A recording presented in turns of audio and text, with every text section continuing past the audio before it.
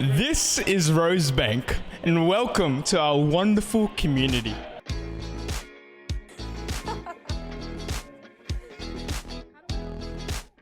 We were having fun, enjoyed our time, learnt a lot.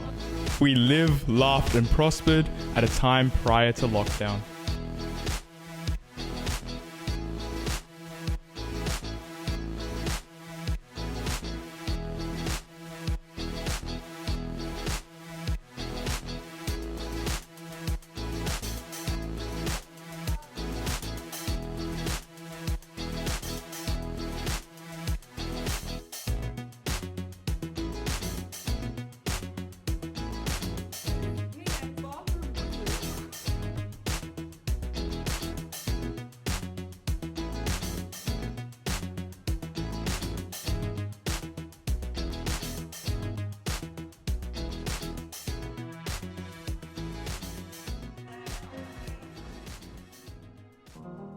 So from 6 p.m. today, all of Greater Sydney, the Blue Mountains, the Central Coast and Wollongong will go into a lockdown.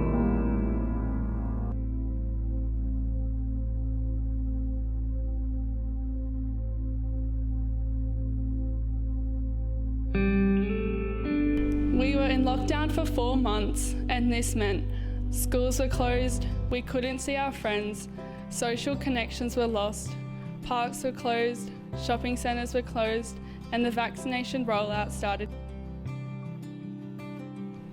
During this time, the Rosebank community came together virtually. Thousands of Zooms occurred, which transitioned the normal school setting to online. The teachers also found ways to keep their students engaged and connected. Mental health initiatives, online activities and mini masses allowed students, staff and family members know that we were all in this together.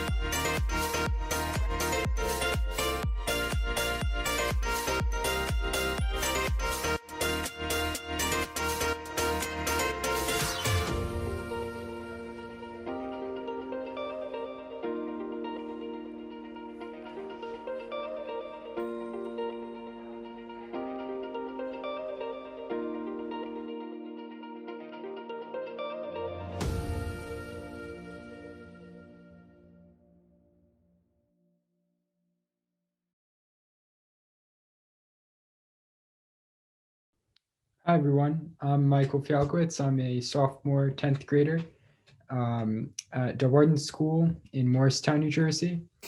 Hi, I'm Alex Esty. I'm a Delbarton student. Hey guys, I'm a sophomore at Delbarton School in New Jersey in the United States. Hello from the wood shop at Delbarton. I remember probably about 2 weeks before everything started to shut down, I was up in Boston at a debate tournament, and I just remember people on the trains, people in the streets coughing. And it turned out that during that time frame, there was a massive super spreader event, even before people really realized that this was a significant problem. March 2020 was the beginning of the lockdown in the United States. Businesses were closed, everything was shut down. During that time, we had full virtual. And during this time, we did not have a whole lot of school, like 3 classes a day.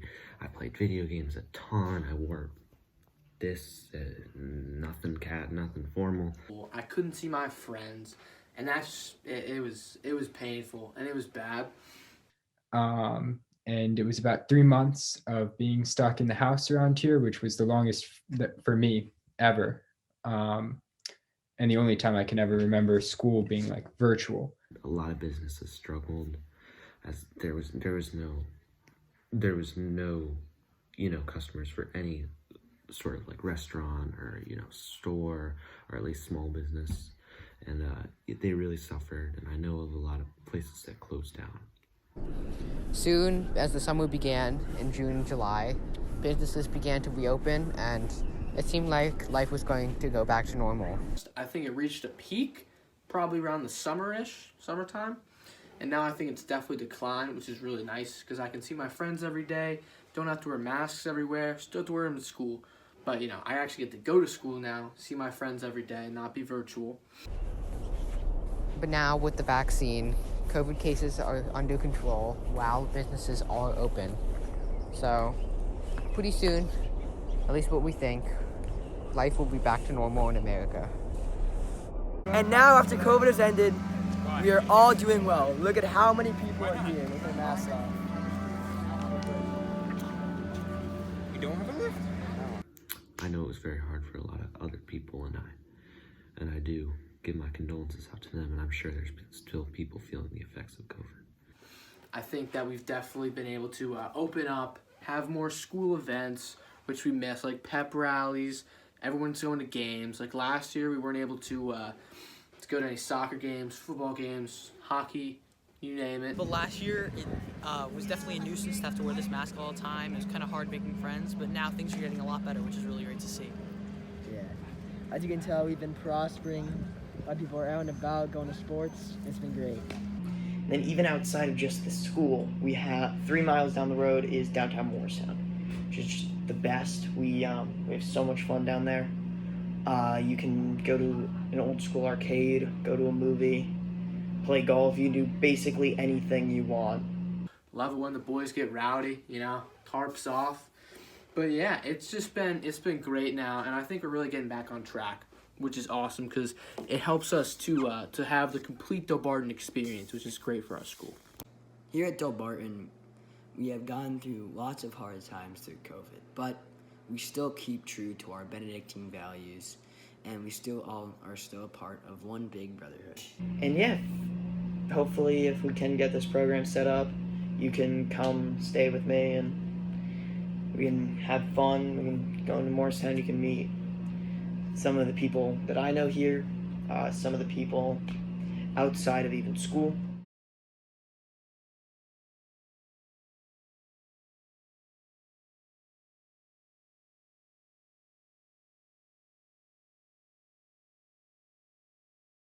Hello, today I'm going to be talking about in which way the corona affected me. And so one of these ways was it reduced my availability to travel. And the reason this was such bad news for me is because I have many family members outside of my country that I was not able to visit these last 2 years. And we've only been able to communicate through phones. And then also another way it affected my life is because I'm currently in a boarding school where I have to go away from the boarding school during the holidays, And so the corona travel restrictions made it harder for me to find places to stay during the holidays because I could not travel that far away. Now I will explain you how COVID affected my sportive life. I'm a fencer in the sports club of my school, the Benedictiner High School of Ethel. Actually, I don't like remembering that period because I came completely out of the flow. For example, before the lockdown, I was in the 5th place in the German national rankings. But when COVID came, nearly all the tournaments were cancelled very soon, which meant that my main training opportunities were now gone. Also, there were no trainings in the first weeks, because our gym was closed on the ground of hygiene measures. Luckily, our school enabled us to train in the gym. Unfortunately, only squad members were allowed to train. Therefore, we were only 2 people every time, and I had nearly no opponents. After a certain time, the technique was missing as well. Our school day starts and we start putting on our masks before we enter the school building. In the building, we keep our masks on until we get to our seat. There we are allowed to remove them and the non-vaccinated students are tested. These tests are performed 3 times a week. This allows our lessons to take place regularly. In addition, by testing, our school day can be kept normal again because it is allowed for teachers to have their own classrooms back. The closed cafeteria was reopened and thus the break sale takes place again. When our school day ends, we put on the masks again and leave the school building on the steps provided for it so that the crowds do not meet. After leaving the school building, we can take off our masks and our school day is over. Personally, it affected me that I couldn't visit my grandma during the corona pandemic, and also when my friend and I wanted to go to the cinema, we planned it before the lockdown came, and when the lockdown was here, we couldn't go to the cinema because everything was impossible and we couldn't go anywhere, and it was like we were locked at home. Hi, I'm Paula and that's Dioptas, my horse, and what affected me most during the corona pandemic were the restrictions at our stable, so that we were unable to train seriously, to take lessons, to ride inside in the indoor arena and had to ride outside in the coldest winter.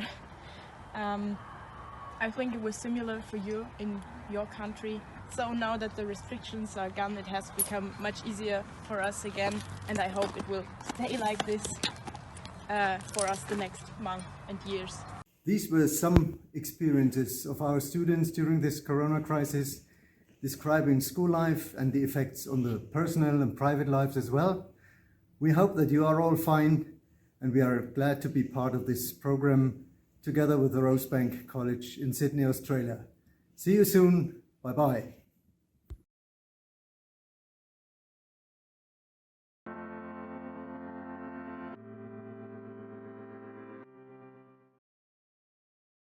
(2020) and 2021 were 2 years full of challenges and learning experiences. In our school, the community saw a need to continue with the connection with the students to keep up with the development of knowledge, social and spiritual skills. Because of it, for the past 2 years, we've been working with 3 main concepts: to be, to know, and to act. Now we want to share some of the activities that we've been working on with Pastoral and our Department of Benedictine Solidarity. Social responsiveness. Under the methodology of a thinking workshop, we are always looking for our students to understand and familiarize themselves with different social problems. Fieldwork. Visits and interviews with people that work in organizations and cultural centers have allowed us to establish emotional connections as meaningful learning experiences with social issues and difficult realities. Campaigns. We've done several campaigns as an act of solidarity to help vulnerable communities. We've assisted over 700 families in our department. We continue promoting the social leaders that think about the people and the needs presented in our society in order to transform the reality that surrounds us. Thank you very much. School supplies kits. At the beginning of 2021, we started the mission of collecting more than 100 school supplies kits for 3 different schools in La Ceja. However, the students and families were so engaged with the project that they managed to gather more than 191 kits to donate to another school in Camino de Paz in Caicedo. Colombia Crece campaign. Since August, the Benedictine community has joined hands with Colombia Crece to help vulnerable health conditions in the Carambolas neighborhood in Medellin. In our first encounter, more than 80 children had health checkups and treatments. Cordova donation.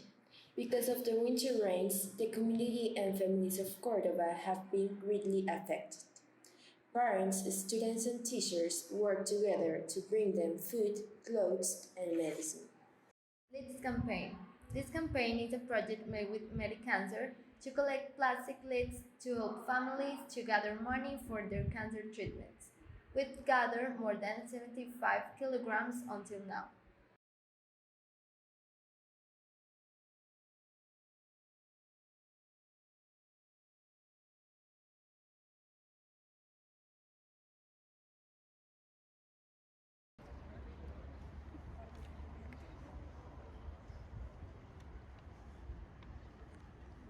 Hello everybody, we are the second year computer faculty.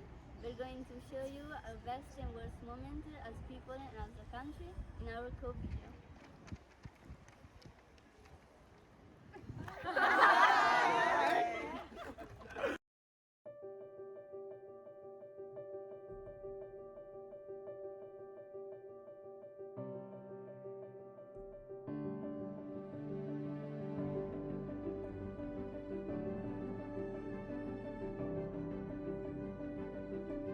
I think that my family was one of the first families in Sardinia hit by COVID. It was in February of 2020 and we were coming back from the mountains and COVID was just beginning in Italy. My parents had the same symptoms of COVID but there weren't any tests yet, so we discovered that they had COVID 6 months later with an antibody test.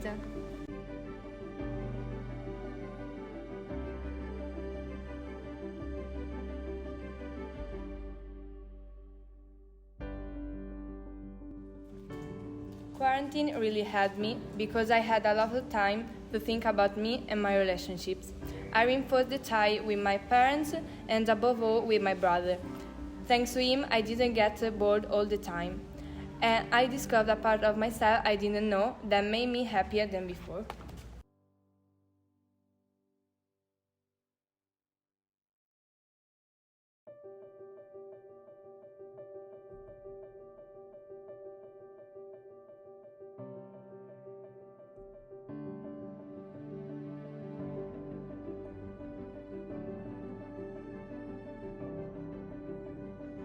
When I found out that I had COVID, I was very worried. I heard about COVID on the TV, but I didn't imagine I could experience it. My mother and my brother were also afraid for me. I remember that I ate in my bedroom. In fact, my mother left the food in front of my door, and I went out just to get it. I was positive for about 2 weeks, until I got to the negative outcome. It was a really bad experience and I don't wish it on anyone.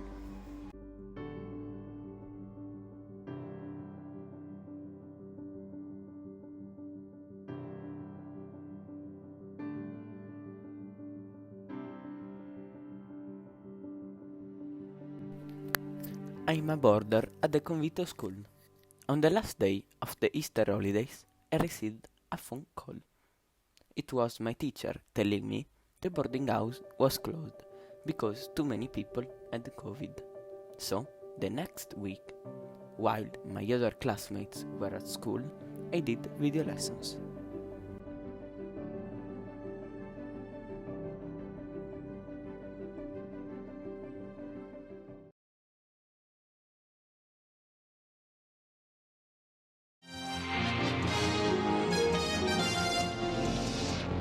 Non ce n'è.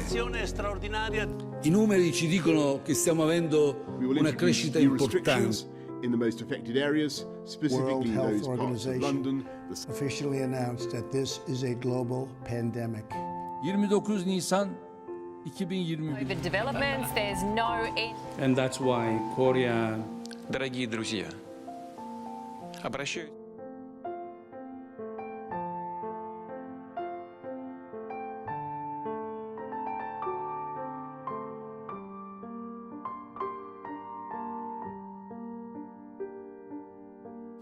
January 31, 2020 will forever be reminded as the day when our lives changed. On that day, the President of the Council of Ministers declared a health emergency because of the coronavirus. A pandemic which we previously believed only exists in history books was about to turn our lives upside down. Not being able to go out, remote lessons, chatting with friends on video call, almost completely empty supermarkets, hospitals full of sick people. The safest place to take refuge seems to be the love of Christ. During the messages followed on TV, as for the patron saint of the city or for the Pope's Angelus, we all felt more united and we felt hope. We have dared to appreciate even the little things that life offers us. A hug, a kiss, or a simple caress were not taken for granted when loving meant avoiding affectionate gestures.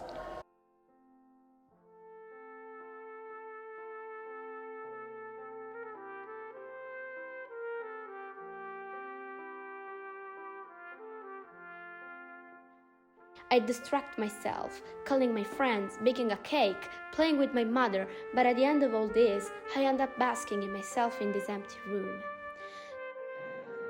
One of the most important short-term consequences of the pandemic has been the reduction of the emissions of greenhouse gases globally.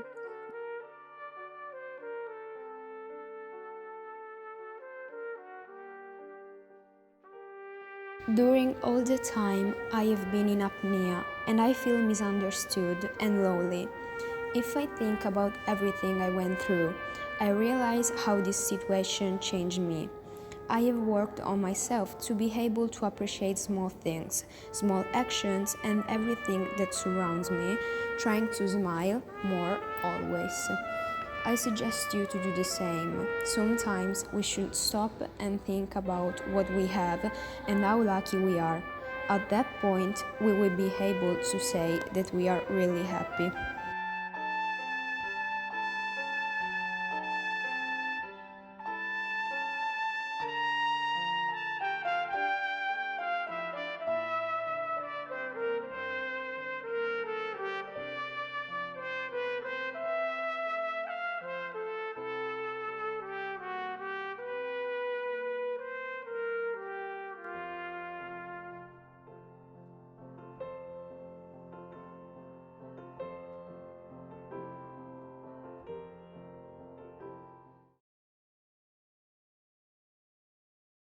Hi, it is my hope that you are doing fine. My name is Eugenia Steven. I am a pupil. I am studying at Sumbawanga St. Gertrude Pre and Primary English Medium School. Our school was established by Benedictine sisters from Imiliwa and Njombe, who thought that Sumbawanga Municipal is a nice place to build our school, which now is helping many Tanzania. St. Gertrude Pre and Primary English Medium School is an inclusive school which provides the best quality education for all. Thank you. Hello, it is glad to talk to you. My name is Rachel Dennis. I am a pupil. Our school is supervised by the headmistress, Sister Dana Sanga. Our school has enough qualified teachers who teach well with good love. May God bless them. Our school has 12 teachers and 8 nanny teaching staff. We love and appreciate them. Thank you. And the Son, Holy Spirit, Amen.